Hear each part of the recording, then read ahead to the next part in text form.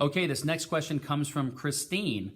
And listen, when you're asking questions, make sure that you just ask the question in the question box and then give the detail and the context in the bottom field, okay? Kristine says, I am hosting a free 5-day challenge this week on Facebook called Learn How to Create 30 Facebook and Instagram Posts in 1 day. So far, it's been a success as far as engagement views, and I have 91 registrants. My intention for hosting the challenge was to promote a video course that is not yet created.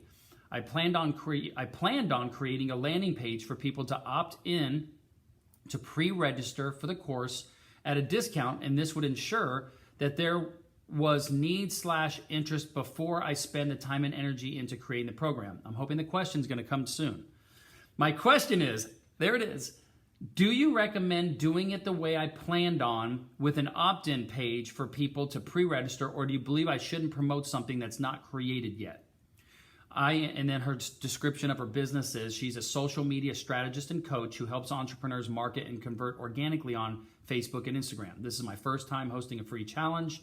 Also, I am 100% prepared and set up to create the video program that I'm promoting. I have the tools, content ready. I just need to record. Okay. Kristine, I'm going to give you a little bit of tough love here.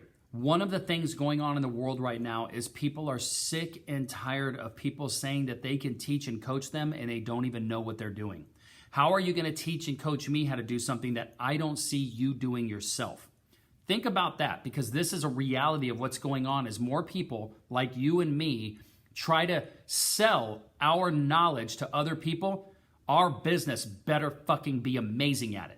People are watching. People look at you and say, gosh, if she's not doing it perfect, how do I trust that she's going to do it perfect for me? So to answer your question, there's nothing wrong with a pre-launch, but the strategy and everything that goes along with it should already be built out before you go out and market it.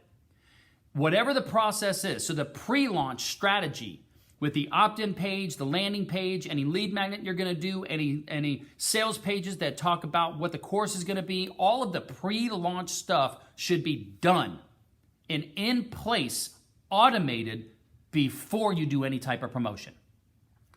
Right now, what I would have done if I were you, I would have done a lead magnet or something to get people onto an email list with maybe a 3 or 4 day automation saying, hey, coming soon, I got this coming. That's what I would have done first. Or for this particular situation, I would have used the learn how to create 30 Facebook, Instagram posts in 1 day. If that is your lead magnet, I want a lead magnet to be automated. I don't want it to cost me any time, because the more time you put into something, the more that's non-revenue generating, okay? So I want my lead magnet and my list building exercises to be all automated that don't take any time on an ongoing basis. But the pre-launch should be done. And then when you go to launch, it should be done.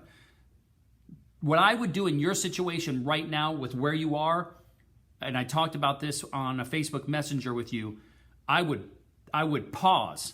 I would send an email out to the 91 respondents. Listen, just because 91 responded doesn't mean you have to do work for all 91. Say, listen, I'm going to pick 10 of you. I'm going to pick the first 10 that replied, the first 5 that replied, however many you want to do. Don't do free service for 91 customers. That would be, I think, foolish. It's going to cost you way too much time, energy, and get no money for it. So I would pick a few.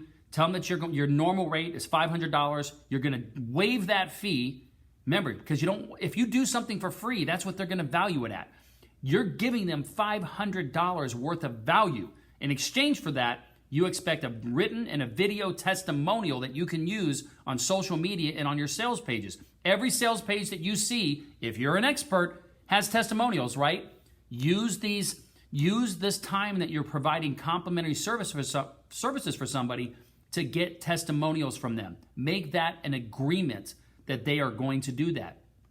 You have to get something out of this. Otherwise, are you a nonprofit or are you a for-profit company? If you just say, hey, I'm going to do a bunch of free work for you, I don't have any expectation from you, you're going to be so fucking busy because everybody in the world is going to want you to do it for free. Why not? I can get an expert to do this for me for free. Duh, right? We want to make sure we get something out of it if we're going to do work for somebody. Always, always, always, always. Okay? So I hope that answers your question. That's what I would do.